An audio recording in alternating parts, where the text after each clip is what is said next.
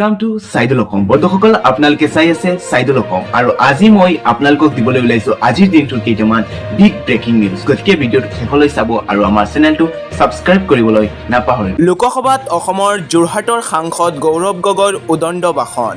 গৌৰৱ গগৈয়ে লোকসভাত ক'লে, বাৰে বাৰে আমি দেখি আহিছোঁ গৃহমন্ত্ৰী জম্মু কাশ্মীৰলৈ যায় আৰু কয় সন্ত্ৰাসবাদীৰ ৰাজহাড় ভাঙি থৈ আহিছোঁ।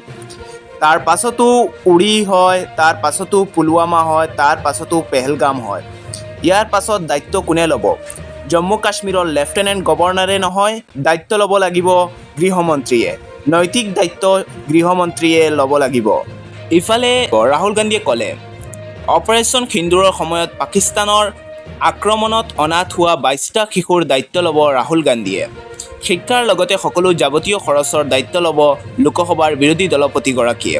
জম্মু কাশ্মীৰৰ পুঞ্চত অনাথ হৈছিল 22টি শিশু। ভাৰতীয় সেনা আৰু আৰক্ষীৰ যৌথ অভিযানত নিহত পেহেলগামৰ কাণ্ডৰ 3 সন্দেহযুক্ত সন্ত্ৰাসবাদী। মষ্ট ৱান্টেড লস্কৰে তৈয়বাৰ কামাণ্ডাৰ মুছাও এই অভিযানত নিহত হোৱাৰ সন্দেহ। TRFৰ 3টা সন্ত্ৰাসবাদী ডিচাগাম বনাঞ্চলত আত্মগোপন কৰি থাকোঁতেই সেনা আৰক্ষীয়ে চলাইছিল অভিযান। অন্য এক কুটাঘাতৰ বাবে সাজু হৈছিল পেহেলগামৰ ঘটনাত জড়িত সন্ত্ৰাসবাদী কেইটা। অমৰনাথ যাত্ৰীৰ ওপৰত আক্ৰমণৰ পৰিকল্পনা কৰিছিল সন্ত্ৰাসবাদীৰ দলটোৱে। কিন্তু অপাৰেশ্যন মহাদেৱত নিহত হ'ল হত্যাকাৰী কেইজন।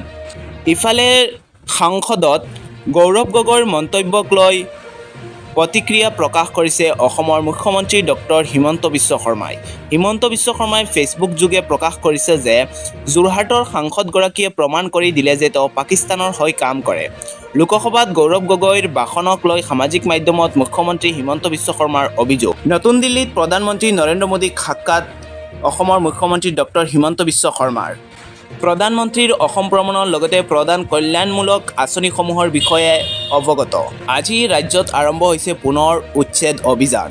গোলাঘাটৰ সৰুপথাৰৰ উৰিয়াম ঘাটত 10,968 বিঘা মাটিত চলিছে প্ৰশাসনৰ উচ্ছেদ অভিযান।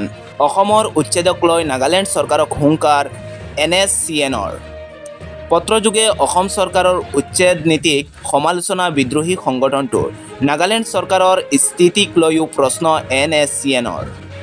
আদানীৰ কোম্পানীৰ বাবে অধিগ্ৰহণ কৰা হ'ব প্ৰায় 20 বিঘা ভূমি।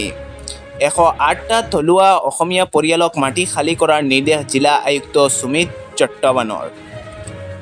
আজাৰাৰ থলুৱা পৰিয়ালৰ ম্যাদী মাটি অধিগ্ৰহণৰ কৰি এৰ'চিটি স্থাপনৰ বাবে আদানীক গঠাই দিব ৰাজ্য চৰকাৰে। গুৱাহাটী বিমানবন্দৰৰ সমীপত আদানীৰ এৰ'চিটি স্থাপন কৰিব। প্ৰায় 1,116টা পৰিয়াললৈ ভূমি অধিগ্ৰহণৰ জাননী। অধিগ্ৰহণ কৰা হ'ব 410 বিঘা ভূমি। ইফালে 2026 চনৰ অসম বিধানসভা নিৰ্বাচনক লৈ অখিল গগৈৰ এটা মন্তব্য আমাৰ হাতত আহি পৰিছে। অখিল গগৈয়ে কৈছে, 2026 চনৰ নিৰ্বাচনটো অসম গণ পৰিষদৰ বাবে শ্ৰাদ্ধৰ নিচিনা হ'ব। এটা দুখজনক খবৰ। নিউয়ৰ্কৰ মহাটানত ধাৰাসাৰ গুলীচালনাত আৰক্ষী বিষয়াসহ নিহত 5জন লোক। এটা কাৰ্যালয়ত গুলীচালনা শ্বেন তামুৰা নামৰ যুৱকজনৰ। 27 বছৰীয়া শ্বেন তামুৰাই নিজৰ ওপৰতে গুলী চলাই নিহত।